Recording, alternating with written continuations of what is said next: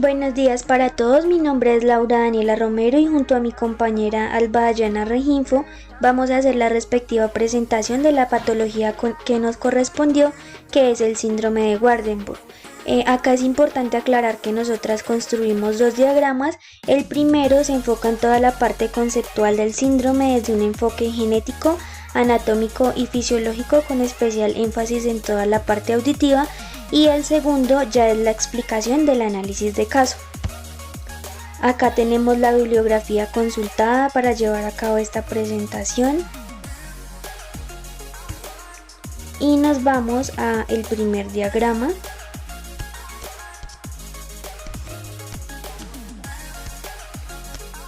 En el centro del diagrama encontramos el síndrome de Waardenburg. Este es un trastorno genético caracterizado por mutaciones que afectan los melanocitos, la estructura coclear y como resultado la función auditiva. Estas funciones no solo generan cambios, estas mutaciones, no solamente generan cambios en la pigmentación corporal, sino que también comprometen elementos fundamentales para la audición. Ahora bien, tenemos las causas genéticas. Dentro de ellas representan el origen del síndrome, que incluyen algunas mutaciones en genes como los que podemos visualizar en este momento. El primer gen participa en el desarrollo craneofacial y neural. El segundo gen regula la melanogénesis y el mantenimiento de la estría vascular, y el tercer gen interviene en la maduración del ganglio espiral y la migración neural. Digamos que estos tres genes son los que participan más en todo lo que tiene que ver con la audición. Ahora bien, tenemos como alteraciones del desarrollo. Como consecuencia se genera un fallo en la migración de las células de la cresta neural y dando lugar o ausencia o disminución a los melanocitos, lo que altera la pigmentación y la integridad del sistema neurosensorial. En la segunda rama también podemos encontrar que el síndrome afecta directamente varias estructuras de la cóclea de la vía auditiva periférica, y dentro de ellas está la estría vascular, donde esta pierde melanocitos, lo que se altera la producción del potencial endococlear. El órgano de corte se deterioran las células ciliadas internas y externas. El ganglio espiral puede presentar hipoplasia y lo que disminuye pues así la transmisión neural. El nervio auditivo puede mostrar desincronía típica de las neuropatías auditivas. Y también tenemos la homeostasis del potasio, que se altera el reciclaje iónico. Y tenemos las sinapsis aferentes, que se afectan las conexiones entre las células ciliadas internas y la fibra del nervio auditivo. Ahora bien, acá en esta rama tenemos la fisiopatología auditiva. Entonces, ¿qué pasa acá? Acá encontramos diferentes elementos principales donde se da la disminución del potencial endococlear, lo que reduce la energía necesaria para activar las células ciliadas. También hay fallo en la transducción mecanoeléctrica, afectando la conversión del sonido en un impulso neural. La neuropatía o desincronía auditiva, cuando la transmisión neural se vuelve caótica, y también se presenta la sinaptopatía, es decir, daño entre la conexión entre células ciliadas internas y las vías fibras aferentes.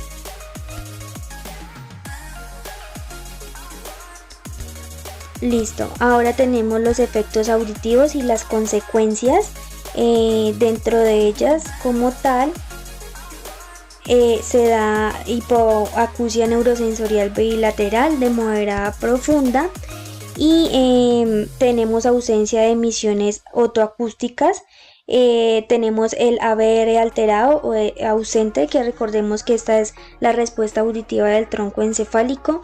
También baja discriminación del habla y posible retraso del lenguaje, y encontramos una necesidad de intervención audiológica temprana como audífonos o implante coclear ya que pues esto se puede encontrar toda la parte de un impacto significativo en la parte social, educativa y también en lo comunicativo.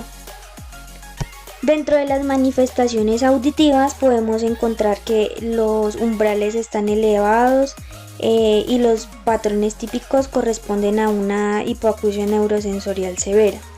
Y dentro de las consecuencias funcionales, las alteraciones auditivas se traducen en dificultades para el lenguaje, la lectura, la escritura, así como la necesidad de un acompañamiento fonoaudiológico que sea continuo.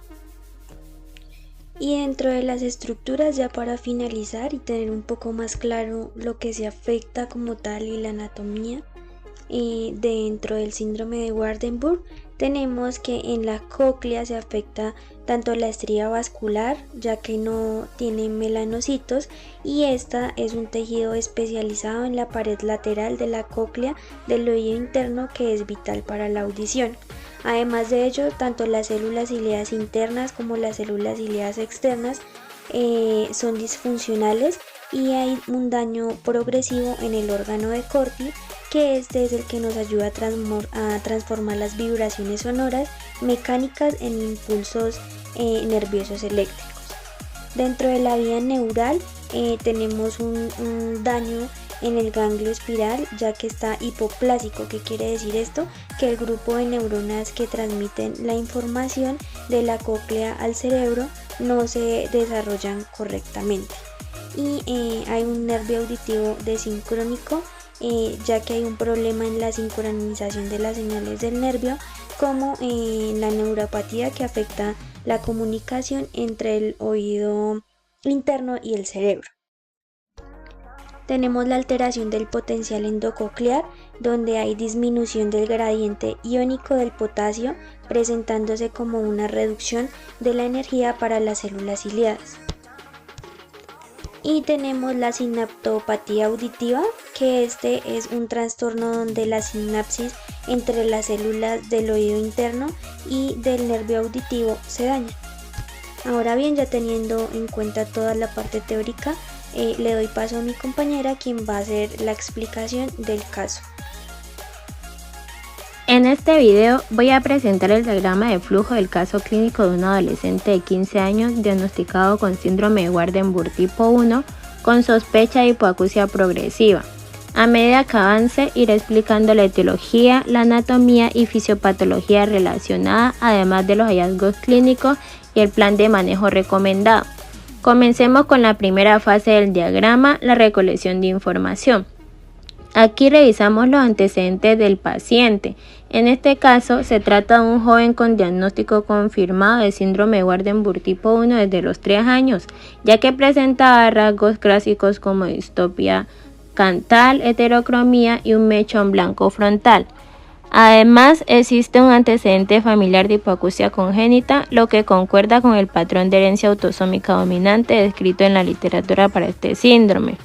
En cuanto a la epidemiología, recordemos que el síndrome de Waardenburg tiene una prevalencia aproximada de 1 por cada 40.000 a 50.000 nacimientos, y esta representa entre el 2% y el 5% de todas las hipoacusias congénitas.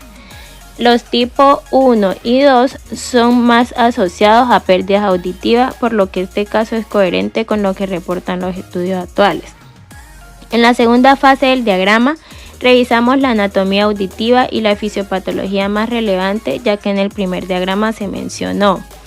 En el síndrome de Waardenburg, especialmente en el tipo 1, se pueden encontrar alteraciones en estructuras como la estría vascular, donde la pérdida de melanocitos afecta directamente la producción del potencial endococlear. También se describe disfunción de las células ciliadas tanto internas como externas del órgano de Corti, así como hipoplasia del ganglio espiral y posible desincronía del nervio auditivo. Desde la fisiopatología, estas alteraciones están vinculadas a mutaciones en genes como PAX3, MITF o SOX10, que afectan la migración de la cresta neural y la formación adecuada de los melanocitos. Como consecuencia, se compromete la homeostasis del potasio, se reduce el potencial endococlear y se altera la transducción mecanoeléctrica. Todo esto lleva a una hipoacusia neurosensorial que puede ser congénita o progresiva, tal como se ve en este paciente. La tercera fase del diagrama aborda la valoración clínica del paciente. En la exploración, los pabellones auriculares y las membranas timpánicas se encuentran normales, lo cual es compatible con una hipoacusia de origen interno y no conductivo. Además, se observan los rasgos fenotípicos característicos del síndrome, como la heterocromía y el mechón blanco. En cuanto a las pruebas recomendadas, iniciamos con una otoscopia que se espera normal, luego una audiometría tonal liminar y pruebas de imitancia. Las autoemisiones acústicas probablemente estarán ausentes debido a la disfunción de las células ciliadas externas.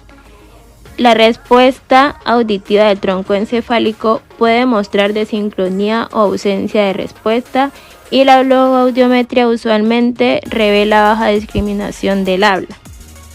En la siguiente fase, identificamos los patrones clínicos más probables combinando la literatura con los signos del caso. El cuadro más esperado es una hipoacusia neurosensorial bilateral de grado moderado a profundo con dificultad marcada para discriminar el habla.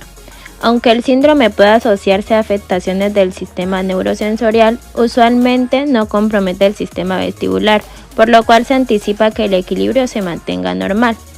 El paciente tuvo un retraso inicial del lenguaje que actualmente ha mejorado gracias a la intervención fonoaudiológica.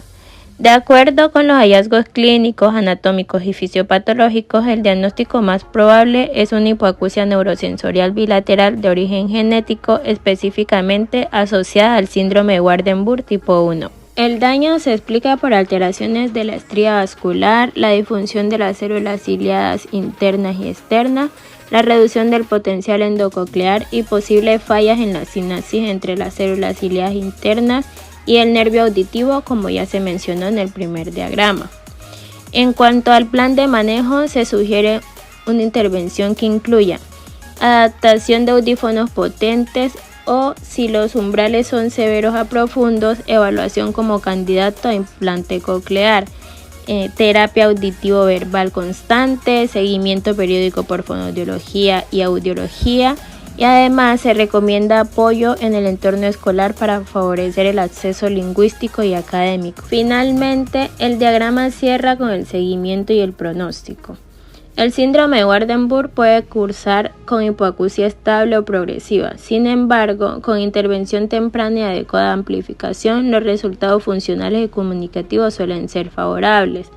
El rendimiento con implante coclear suele ser óptimo siempre que no haya daño neural severo.